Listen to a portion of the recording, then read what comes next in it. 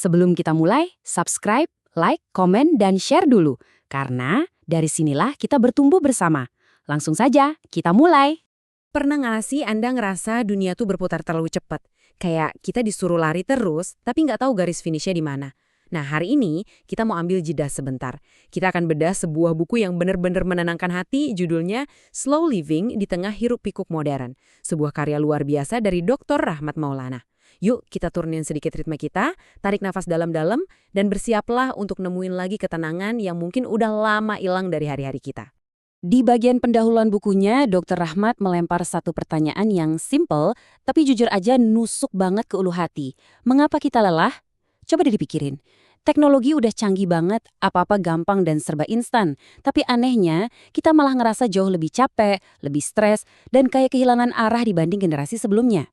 Pagi baru buka mata langsung disambut rentetan notifikasi, siangnya lari ngejar deadline seharian, dan malam pas nutup mata, kok rasanya hampa? Kelelahan yang kita rasain ini seringkali bukan karena fisik loh, melainkan batin kita yang lelah.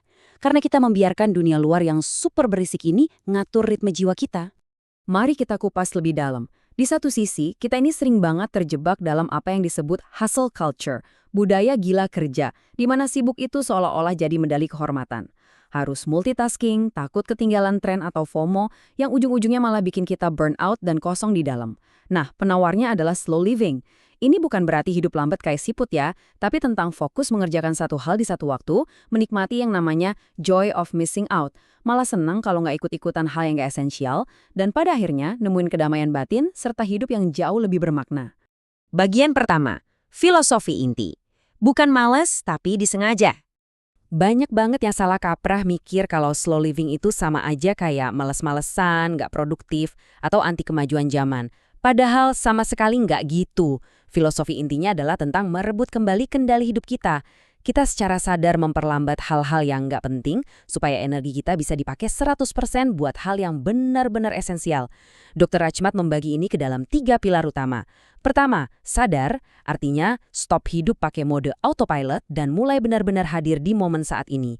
Kedua, sederhana, buang hal-hal yang bikin hidup jadi rumit dan berlebihan, entah itu tumpukan barang, ambisi yang nggak realistis, atau ekspektasi. Dan yang ketiga, bermakna, memastikan energi yang kita keluarin itu benar-benar sejalan sama nilai terdalam kita. Hidup tidak seharusnya dijalani dengan tergesa-gesa. Dengerin kutipan ini rasanya lega banget kan? Kita ini manusia, bukan mesin pabrik yang bisa dipaksa nyala 24 jam. Kita punya ritme alami yang butuh waktu buat mencerna, meresapi, dan menikmati sebuah proses. Dengan memilih untuk melambat, kita itu berhenti jadi korban dari cepatnya dunia luar dan mulai mengambil peran sebagai sutradara buat ritme hidup kita sendiri. Masuk ke bagian kedua, langkah praktis. Menata ulang kehidupan dan pekerjaan. Filosofi sebagus apapun nggak akan ada artinya kalau nggak dipraktekin kan? Jadi mulailah dengan langkah nyata, misalnya detox digital.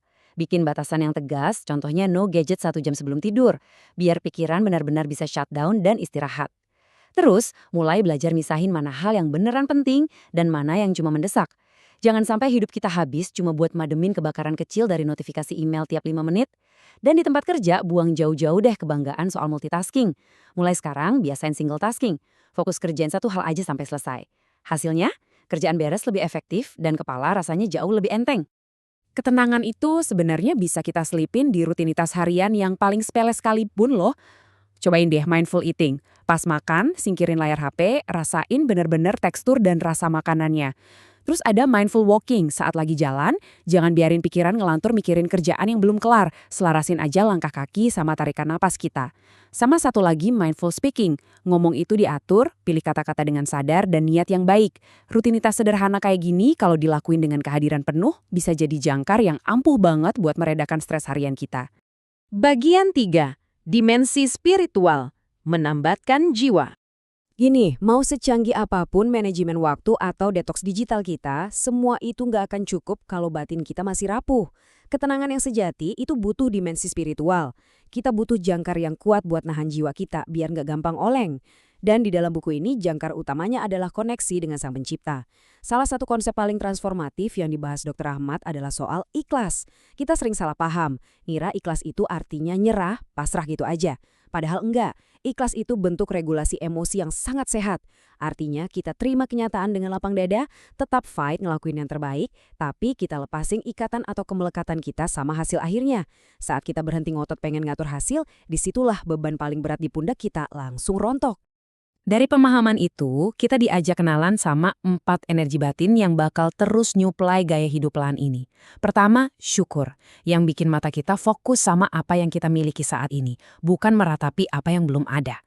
Kedua, sabar, yang ngebantu kita ngehargain sebuah proses tanpa harus buru-buru pengen cepat sampai. Ketiga, ikhlas yang baru aja kita bahas, sebuah seni penerimaan. Dan keempat, muraqobah, yaitu kesadaran penuh kalau kita ini senantiasa diawasi, dijaga, dan dirawat oleh Tuhan. 4 hal ini bukan cuma kata-kata indah ya, ini beneran baterai internal yang mastiin kita nggak gampang ngedrop pas dihajar sama berisiknya dunia luar. Nah, buat mempraktekkan hal spiritual ini di tengah kesibukan yang gila-gilaan, ada satu mikro habit brilian yang diperkenalkan. 3, 1, 0. Ingat baik-baik ya angkanya, 3, 1, 0. Sebelum Anda mulai satu kerjaan yang lumayan menguras otak, ambil 3 napas dalam-dalam, ucapin 1 kalimat rasa syukur dari dalam hati, dan pastikan ada 0 notifikasi di layar HP atau laptop. Praktek sesimpel ini tuh bertindak kayak tombol reset instan yang langsung ngebawa rasa tenang saat itu juga ke meja kerja kita. Lanjut ke bagian 4, kekuatan kata cukup. Kita hidup di dunia yang kayaknya nggak pernah capek meneriakan kata lebih. Harus punya lebih banyak uang, prestasi yang lebih tinggi, barang yang lebih bagus. Makanya, punya keberanian buat bilang cukup itu adalah sebuah bentuk pemberontakan yang sangat membebaskan. Kalau kita terus-terusan ngejar keinginan yang nggak ada habisnya, itu persis kayak lari di atas treadmill. Nguras banyak tenaga, bikin cemas, dan kita nggak pernah benar-benar sampai kemana-mana. Selalu aja ngerasa kurang. Tapi pas kita geser fokus kita ke tujuan sejati, ke hal-hal yang emang selaras sama core values kita, disitulah batin kita ngerasa utuh. Kita nggak lagi sudi diperbudak sama ambisi-ambisi kosong. Dr. Rahmat juga mengutip sebuah hadis yang maknanya dalam banget. Bukanlah kaya itu banyaknya harta, tetapi kaya itu adalah kayanya hati. Wah, ini kayak tamparan lembut buat kita semua.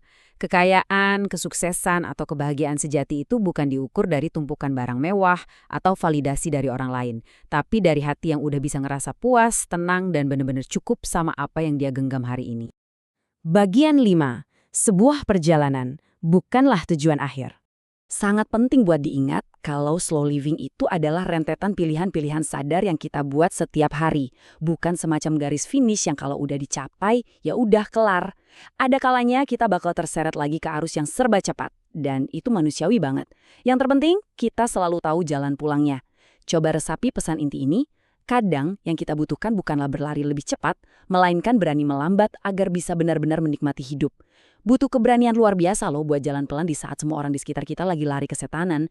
Tapi justru dari keberanian itulah, kita baru bisa mencicipi manisnya hidup yang selama ini coba lewat doang. Hidup pelan, hati tenang.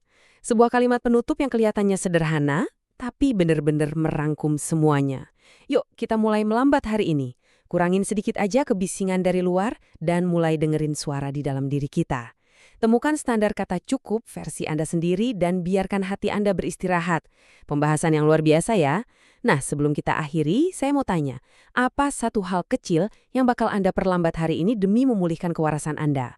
Coba share cerita Anda di kolom komentar. Sampai jumpa di eksplorasi kita selanjutnya.